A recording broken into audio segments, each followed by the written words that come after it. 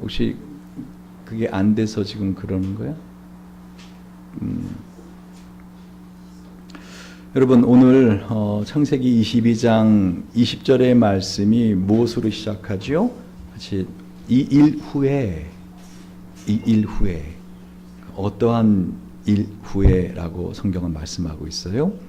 여러분 잘 아시는 것처럼 아브라함의 그 믿음의 그야말로 절정이었던 이삭을 그 모리아 산에서 바친 그 일 후에.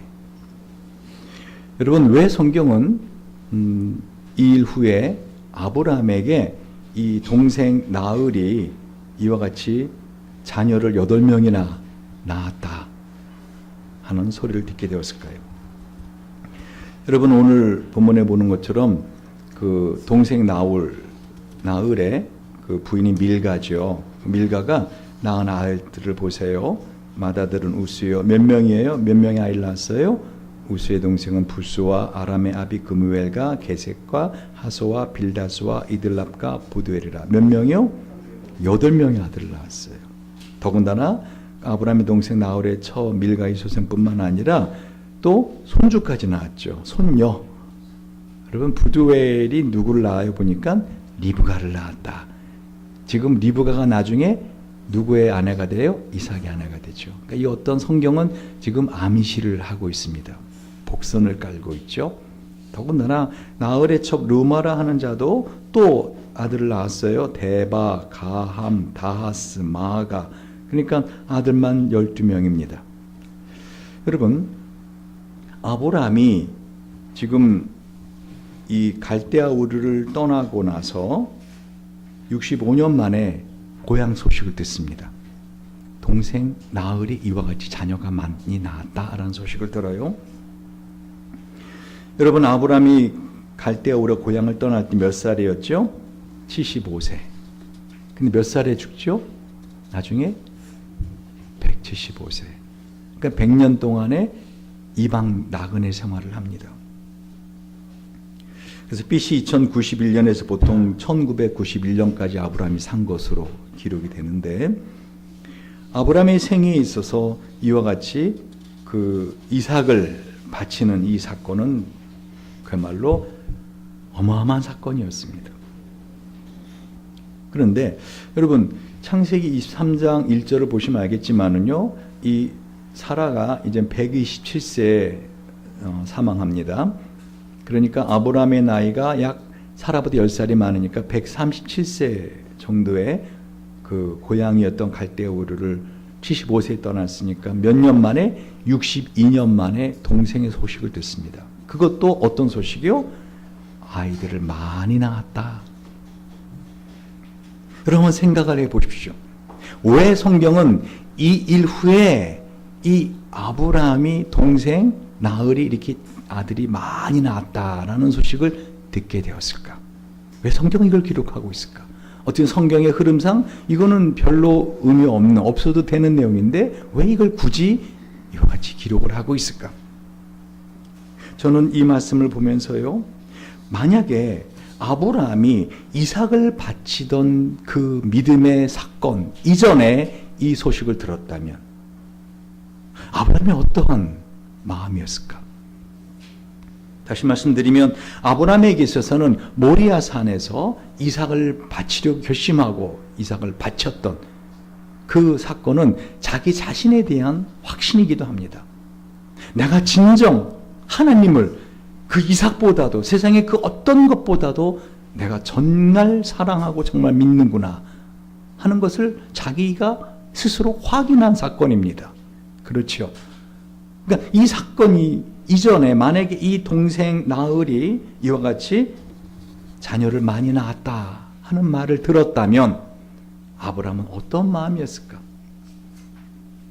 여러분이 성경을 보시면서요, 너무 성경에 있는 인물들이 너무 영웅 같아 보여서 당연하게 넘어가는 게 너무 많아요. 아브라함이니까 믿음으로 그런 소식을 들었을 때 동생이 아이를 많이 낳았네, 기뻐했을 것이다. 아브라함도 사람인 거 아십니까?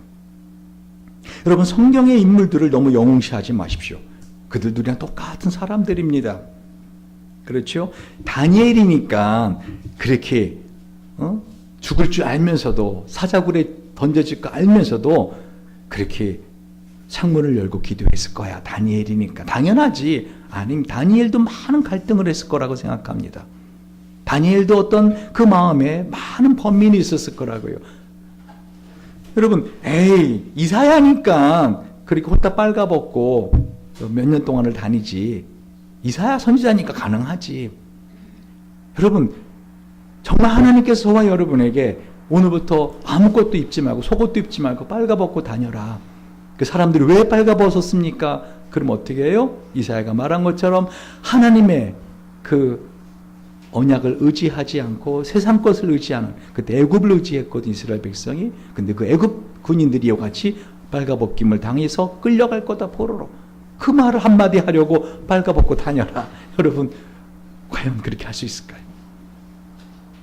이사야도 마지막 옷을 벗고 문을 열고 나가려고 하다가 하고 아마 주저를 했던 적이 있지 않았을까 저는 생각합니다. 호세아니까 그렇게 하지라고 생각하지 말라는 겁니다. 왜요? 예수님마저도요, 히브리서 5장 8절 9절을 보면은요, 그가 아들이시라도 받으신 고난으로 순종함을 배워서 온전하게 되었은즉이라고 말하고 있어요. 그러니까 예수님도 이 땅을 살면서 죄는 안 지었지만 마음이 어떻게 해요? 갈등과 고난을 가지셨다는 거예요. 심지어는 마지막 십자가 앞에 놓고 뭐요? 내 마음이 고민하여 심히 죽게 되었다라고 예수님도 고민하시더라는 거예요. 우리는 너무나 모든 성경의 인물들을 쉽게 생각합니다. 예수님이니까 당연히 십자가 지시기 위해 태어나셨고, 태어나실 때부터 동방박사가 그 가져온 선물 중에 어떻게 몰약이 있었고, 당연히 죽을 걸 결심하시고, 살아계시는 끊임없이 인자가 십자가 죽을 거라고 말씀하셨고, 그러나 마지막 겟세마네 동산에서 아까 우리 장로님이 기도하신 것처럼 어떻게 해요? 이 땀이 빗방울 되도록 갈등하시고 괴로워하시는 예수님. 여러분, 아브라함은 당연히 어떻게 해요? 이 소식을 들었을 때 한마디로 심히 마음이 불안했을 거라 생각해요. 왜요? 비록 자기 자신에게 318명이나 되는 장정, 더군다나 목숨을 아끼지 않고 자신을 위해서라면 어떻게 해요? 연합군을 치러가는 그런 장정 노예들이 있고 종들이 있고, 그래서 보통 아브라함에겐 1000명 이상의 종이 있었다라고 그럽니다. 그리고 어떻게 해요? 세상에서 그 모든 사람들이 부려워하는, 심지어는 왕들도 와가지고 화친을 맺을 정도의 권력을 갖고 있었고 돈을 갖고 있었고 세상에서 가장 아름다운 여인을 아내로 삼고 있었지만, 아브라함이 왜 그 갈대아우로 고향을 떠났습니까? 한 가지 목적 때문이었거든요. 창세기 12장 4절에 이 아브라함이 여호와의 말씀을 쫓아갔고, 아브라함이 쫓아간 말씀 뭐죠? 아들을 주겠다고 하셨거든요. 너의 자녀를 하늘의 별처럼 바다의 모래처럼 낳게 해주겠다. 아브라함 그 말씀 하나 쫓아서 지금 100여 년의 이방인 나그네의 삶을 살고 있었다고요. 그런데 그 아브라함이 정작 낳은 것은 이삭 한 명이에요. 여러분 생각해 보셨어요? 이삭이 만약에 감기라도 걸리고 콜록콜록거리면은요, 아브라함이 어떤 마음이었을까? 하고 쟤 저러다가 폐렴 드는 거 아니야? 쟤 어떻게 쟤?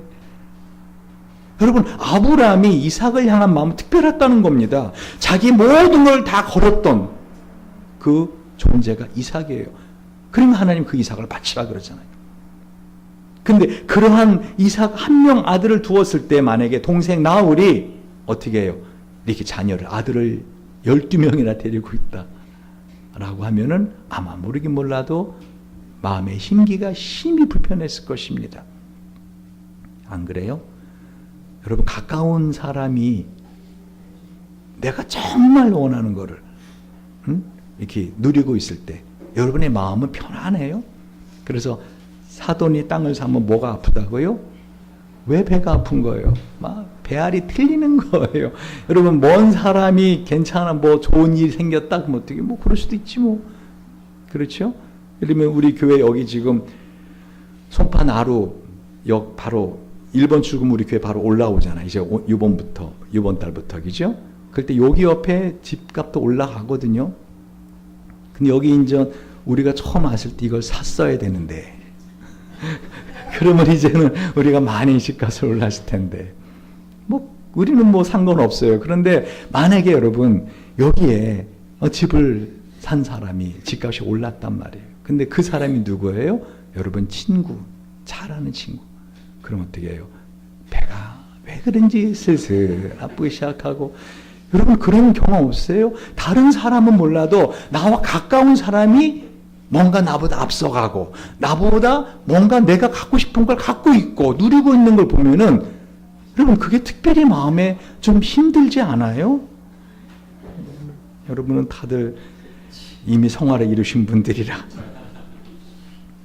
저도 가끔 마음이 힘들 때가 있어요. 분명히 제가 공부를 더 잘했고, 대학 다닐 때, 대학원 다닐 때 학점도 제가 훨씬 더 좋았는데, 저보다 못한 친구가, 우리나라의 그 아주 종합대학, 큰 대학에 저보다 엄청난 대우를 받으며 딱 있는 거 보면 어떻게 해요? 지난번에 봤던 그 친구가 또 외제 자동차를 딱 끌고 나가더라고요. 제 마음이 어떻게 해요? 나는 왜 이런 생각이 한번 슬쩍 스쳐 지나가지 않나요? 여러분, 동의를 안 해주시니까. 아브라함도 저만 그랬나 봐요. 하나님 왜 2일 후에라고 말을 했냐고요. 아브라함이 정말 하나님 외에는 내가 진정으로 의지하고 내가 죽여도 살릴 수 있는 능력을 가진 하나님, 그분 외에는 내 인생에 아무것도 없다라고 결단하고 이삭을 바쳤던 그 사건 이후에 아브라함에게 들리더라는 거죠. 그 소문이.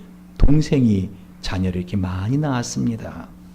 뭐죠? 이제는 아브라함은 그런 소식을 들어도 마음에 동요가 없는 믿음을 가진 사람이 되었다라는 것입니다.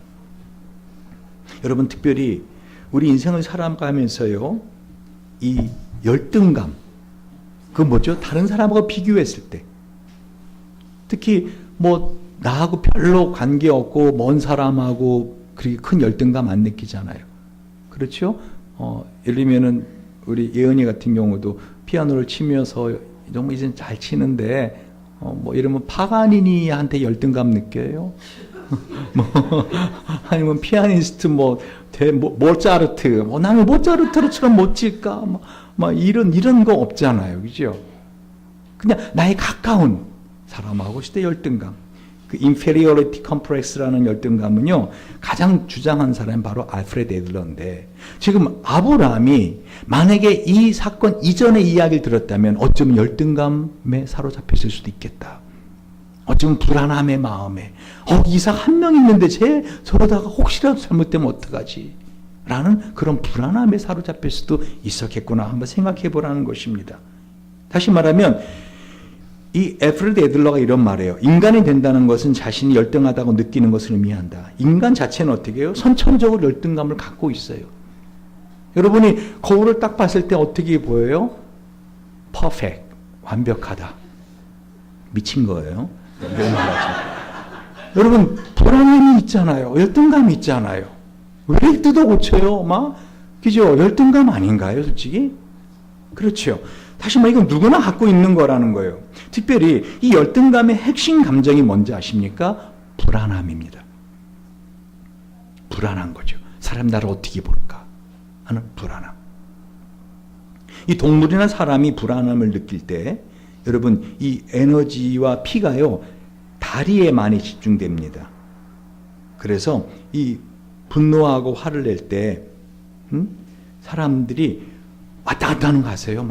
부산하죠.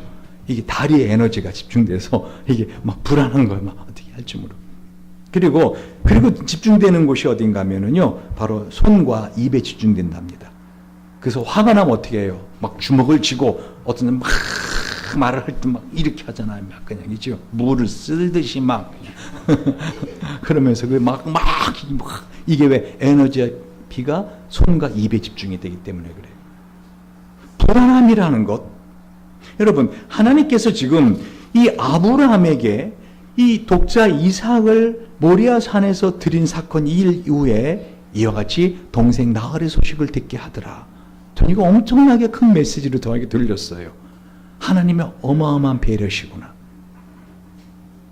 62년 동안 듣지 못하던 고향 소식을, 동생의 소식을 이 모리아산 이삭을 바친 사건 이후에 듣게 하시더라는 거예요. 하나님이 참 특별한 배려구나. 여러분, 그 유명한 사막의 수도사로서 AD 345년에 399년에 살았던 에바그리우스라는 분이 있어요. 에바그리우스 폰투스라는 분인데, 이분이 알렉산드리아라는 도시에서 유명한 학자였고요. 근데 거기서 한 50마일 떨어진 이집트의 사막에 들어가서 수도사들의 공동체에서 그 평생을 살았습니다. 이 에바그리우스가 하는 말이, 사막 한가운데 공동체에서 만나게 먹거나 인생의 기쁨에서 일부러 도망친 사람이에요. 그러니까 얼마든지 도시에서 편하게 살 수 있었는데 일부러 어떻게 해요? 하나님 한 분만을 바라보고 하나님에게만 집중하려고 사막으로 가서 그 공동체에서 수도사 생활을 한 사람이에요. 그런데 그렇게 모여서 수도 생활을 하는 수도사들의 마음을 가장 고통스럽게 하는 영혼의 병이 있었답니다. 그것을 이 사람은 아케디아라고 불렀어요. 이 아케디아는 모든 삶에서 한마디로 열정이 결핍된 거예요. 사는 게 기쁨이 없는 거지요. 그냥 수도사로 살지만은, 그래서 그거를 악마들 가운데 가장 억압시키는 힘이 강한 정오의 악마라고 불렀어요. 이 에바그리우스라는 수도사가. 저는 그 책을 보면서 이 정오의 악마, 왜 정오의 악마인가 하면은요, 대낮에 누구나 뻔히 보면서도 피할 수 없는 그 마음의 고통을 주는 악마라는 것이죠. 여러분, 이 영혼의 병은 소리 없이 영혼을 고갈시킵니다. 제가 한번 그분이 쓴 걸 읽어볼게요.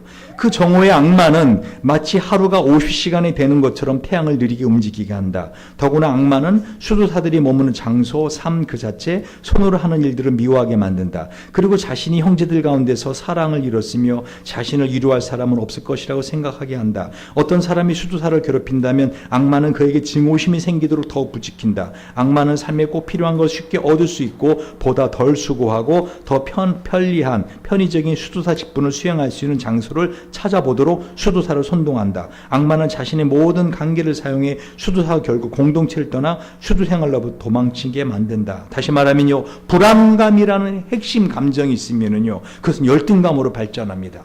열등감 발전되는 그 감정은 우울증으로 발전되고요, 그 우울증이 치료가 안 되면 어떻게 나중에 중독증으로 발전됩니다.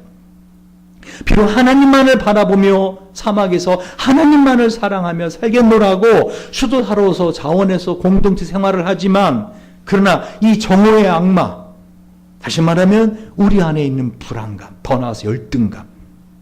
그럼 어떻게 해요? 왜 나는 이곳에서 고생을 하고 있지? 내가 지금 여기에 있을 필요가 없잖아. 저쪽에 어디 가면은 그 수도원은 훨씬 시설이 잘 돼 있다는데 나는 왜 여기에 있지? 라고 하면서 수도사로 하여금 결국은 공동체를 떠나게 하고, 또한 그 같이 있는 어떤 수도사를 보고서는 어떻게 해요? 마음에서 증오심이 생기도록. 그 증오심이 어떻게 생겨요? 열등감이죠. 질투죠. 시기심이죠. 근데 이것이 바로 우리의 삶에 있어서 가장 무서운 병이라는 거예요. 그래서 그 믿음의 사람이었던 아브람조차도 하나님이 그 동생 나홀의 소식을 갖다가 모리아 산에서 이삭을 바친 사건 이후에 듣게 하더라는 거예요. 그러니까 아무리 아브람이라 하더라도 이 불안감이, 이 열등감이, 이 우울감이 찾아오면 어떻게 아브람도 무너질 수밖에 없기 때문에 하나님이 그 모리아 산 이삭을 바친 사건 이후에 이 소식을 듣게 하더라. 하나님의 놀라운 배려인가 아십니까? 열등감의 원인은요, 심리적, 정서적인 왜곡으로 인해서 낮은 자존감입니다. 자기 자신을 볼 때, 환경을 볼 때 극단적 불안한 마음이 생깁니다. 그래서 불안한 그 마음이 어떻게 부정적인 미래로 확신하게 되고요, 자기를 부정적으로 보게 되는 것이 바로 열등감의 원인입니다. 이 불안함이라고 하는 이 핵심 감정 장애가 열등감을 가져올 때 얼마나 많은 성격 장애 증상을 가져오는지 모릅니다. 제가 이걸 쭉 보면서요, 이 자기애성을 비롯한 많은 성격 장애를 가져와요.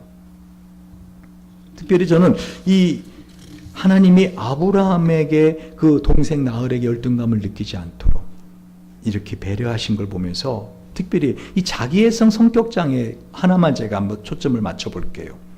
이 자신에 대한 애정이 과도한 만큼, 제가 사전적 정의를 한번 읽어봅니다. 자기애성 성격 장애.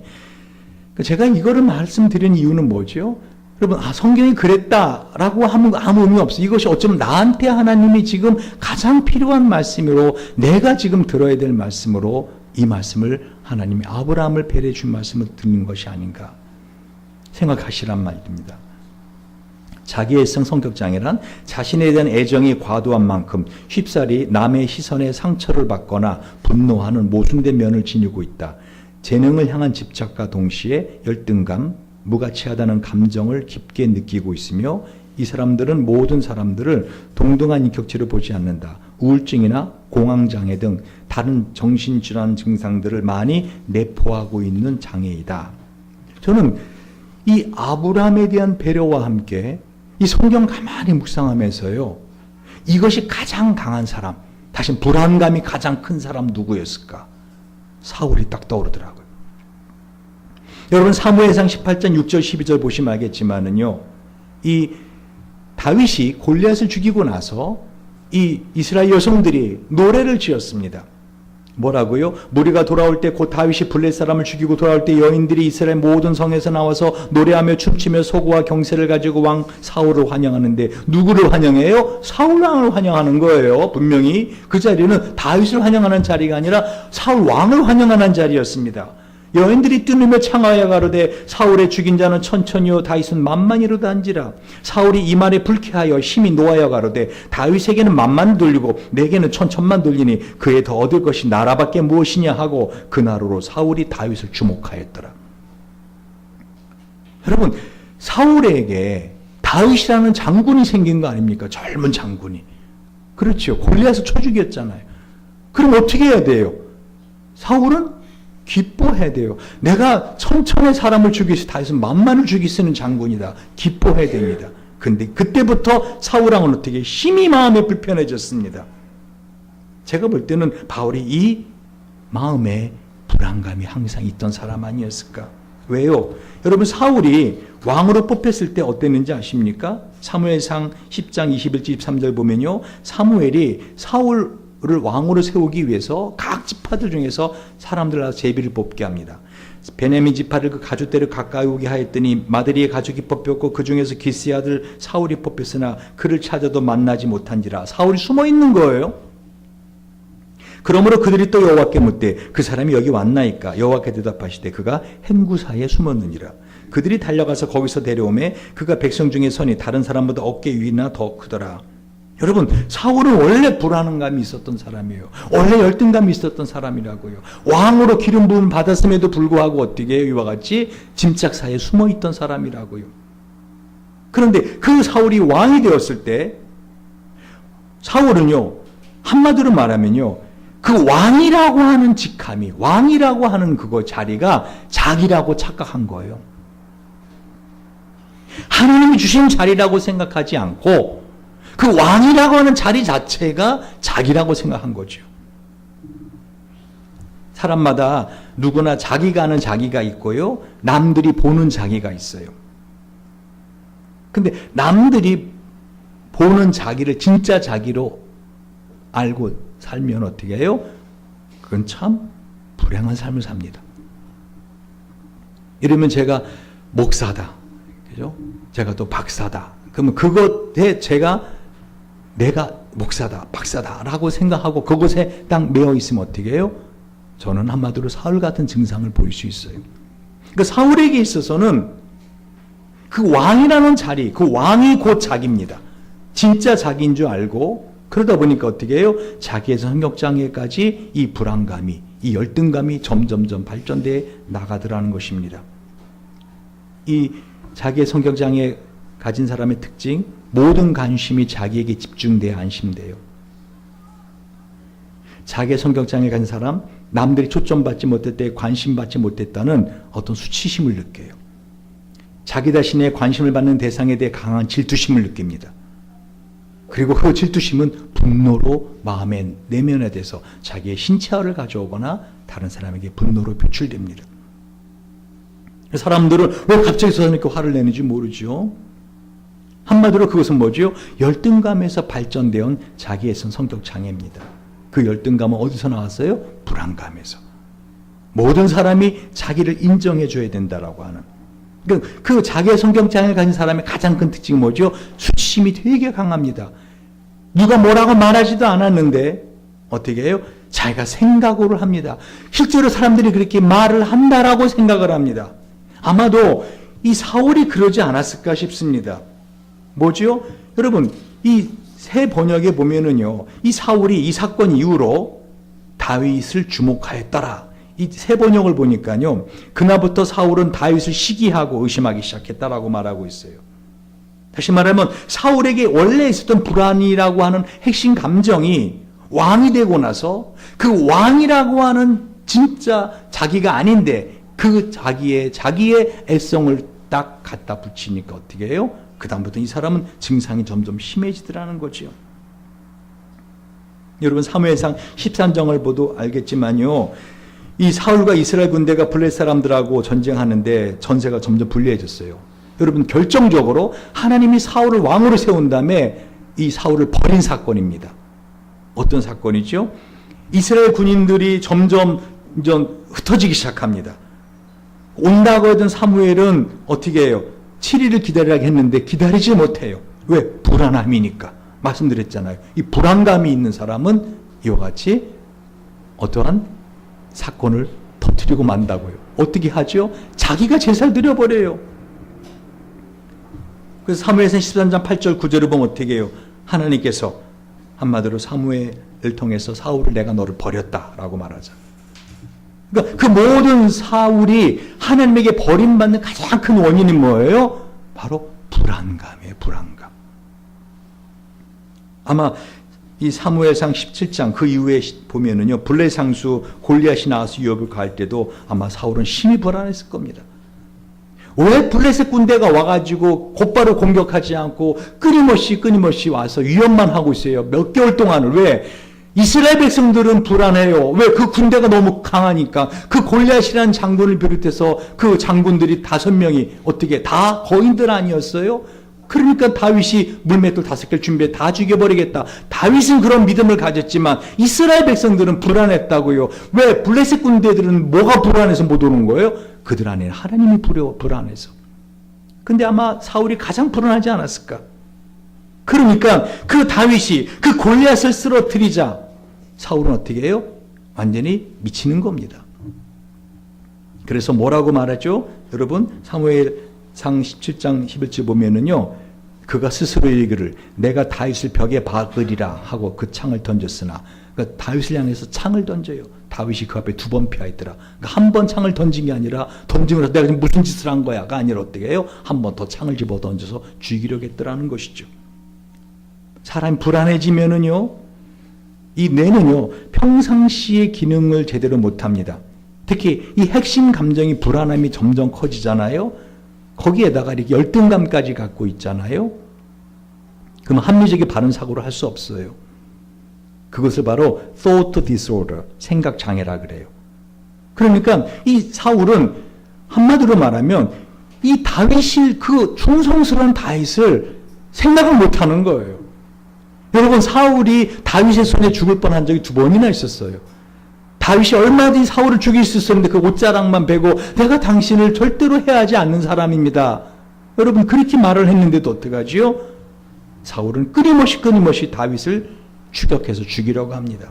생각을 못하는 거죠. 왜요?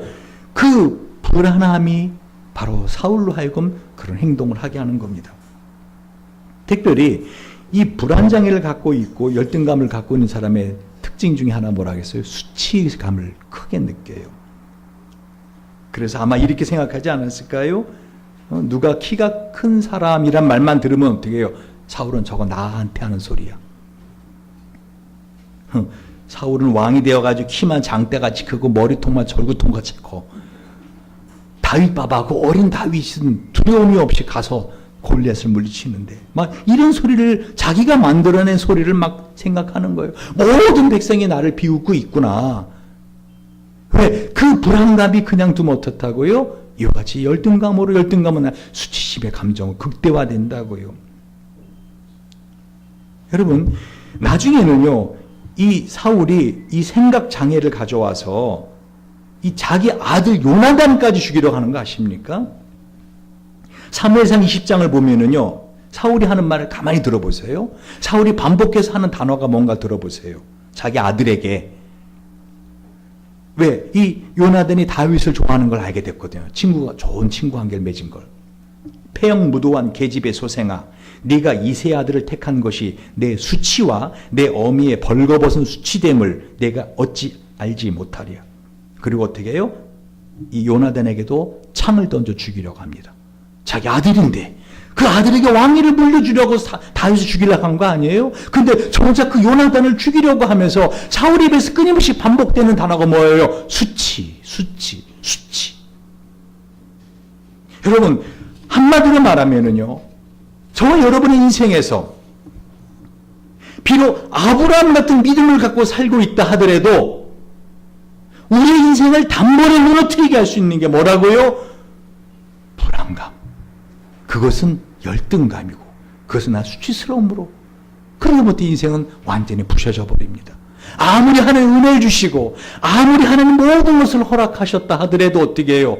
그거를 자기 것으로 누리지 못하고, 결국은 비참한 삶을 살아가다 갈 수밖에 없는 것. 사울처럼 그렇게 하나님에게 버림받을 수밖에 없는 것이 인생이라고 성경은 오늘 그거를 알려주려고 2일 후에 혹이 아브라함에게 고아이를 밀가 그대 동생 나흘에게 자녀를 낳았다 하면서 그 동생 나흘이 8명의 자녀 플러스 4명 12명의 자녀를 낳았다 하는 이야기를 듣게 하더라는 것입니다. 말씀을 정리할게요. 여러분, 하나님은 우리를 정말 사랑하시는 거 아십니까? 우리가 인생에서 어떠한 일을 하는 것보다도 아브라함이 믿은 하나님, 아브라함이 어떤 하나님이지요? 죽은 자를 살리시며 없는 것이 있는 것 같이 부르시는 그 하나님만을 믿고 어떻게 여호와 일의 하나님으로 고백하며 살기를 주님은 가장 원하십니다. 제가 여호와 일의 하나님 뭔가 말씀드렸잖아요. 하나님이 미리 보시고 프로비전, 그죠? 미리 보시고 미리 보시고 프로바이드, 공급하신 하나님. 하나님 우리의 모든 것을 그와 같이 은혜로 덮어주시고 인도하시기 원하시는데 자기가 생각할 때 이건 아니다라고 생각하는 그것이 가장 큰 기준이 뭐라고요? 자기 생각이고 그때 당시에 자기 자신의 경험이고 사람들의 말, 어떤 말을 할까? 그게 기준이 되더라는 거죠. 아마 모르긴 몰라도 아브라함은요, 이삭을 바칠 때 사라하고 의논하지 않았을 거예요. 만약에 의논했다면 어떤 일이 있었을까요? 사라가 아무래도 이삭을 하나님께서 바치라고 내가 가서 바치고 올게. 제가 만약에 그렇게 하면 어떻게 했을까요? 그러면 사라가 뭐라 했을까요? 뭐라 했을까요? 그래? 그런 일이 있었어요, 여보. 그럼 어떻게? 내가 너 바칠게. 뭐 이렇게 나온다. 그죠? 내가 너 없이는 살아. 난 이삭 없이는 못 살아. 뭐 이렇게 나오지 않았을까요? 사라가 어떻게 나왔을까 상상을 해보라고요. 여러분, 아브라함이 이 사람을 인신제사를 받지 않는 하나님인 걸 알아서 몰랐어요. 안단 말이에요. 근데 어떻게 이삭을 잡아주기 있었을까? 한마디로 사람들의 말, 또한 자기가 갖고 있던 이제까지의 어떤 그 고정적인 당연한 거지. 하나님 인신제사 받으시는 분이 아니야라고 하는 그것마저도 깨부셨다는 거예요. 할렐루야. 그래서 아브라함을 뭐라고 말하는 거예요? 믿음의 조상이라 하는 거예요. 아브라함 믿은 하나님이 어떤 하나님이에요? 나의 관념, 나의 경험, 나의 생각, 그 모든 불안감까지도 다 내려놓고 하나님 한 분만을 바라보고 그 이삭의 목에 칼을 댈 수 있는 사람. 할렐루야. 여러분, 저는 더 놀라운 거는요, 그와 같이 아브라함이 이삭을 바치고 남은 생을 살아갈 때, 여러분, 이 창세기 25장을 보세요. 1절에 7절. 아브라함이 그 이후에 또 아내를 얻습니다. 사라가 죽은 다음에. 아브라함이 철을 취하였으니 그 이름은 그도라라. 그가 시므란과 욕산과 무단과 미디안과 이스박과 수아를 낳았고 욕산은 스바와 드단을 낳았으며 드단의 자손 아수르 족속과 드루시 족속과 루미 족속이며 미디안의 아들은 에바와 에벨과 한욱과 아비다와 벨리안이 다 그도라의 자손이었더라. 아브라함이 이삭에게 자기 모든 소유를 주었고 자기 서자들에게도 재물을 주어 자기 생전에 그들로 자기 아들 이삭을 떠나 동방 곧 동국으로 가게 하였더라. 아브라함의 향년이 175세라. 그러니까 아브라함이 이삭을 바친 이후에 그리고 사라가 죽은 이후에 또 아내를 맞아요. 근데 그 아내 이름이 그두라예요. 여러분 성경은 이름이 특별한 의미가 있거든요. 여러분 이 그두라라는 뜻은 향기란 뜻이에요. 향기로운 여인이죠. 여러분 아브라함이 드디어 그 이삭을 바치는 그 믿음을 그 하나님의 테스트를 통과하고 나자 아브라함의 남은 여생은 어떻게 살았다는 거예요? 향기롭게 살았다는 거예요. 다른 말이 없어요. 그냥 아들만 낳았더라. 여러분 사라 이쁘지요. 이쁜 여자예요. 근데 성깔 있는 여자인 거 아세요? 제가 볼 때 사라하고 살아갈 때 아브라함이 행복하기만 하지 않았겠구나. 왜? 여러분 사라가 어떤 일을 해요?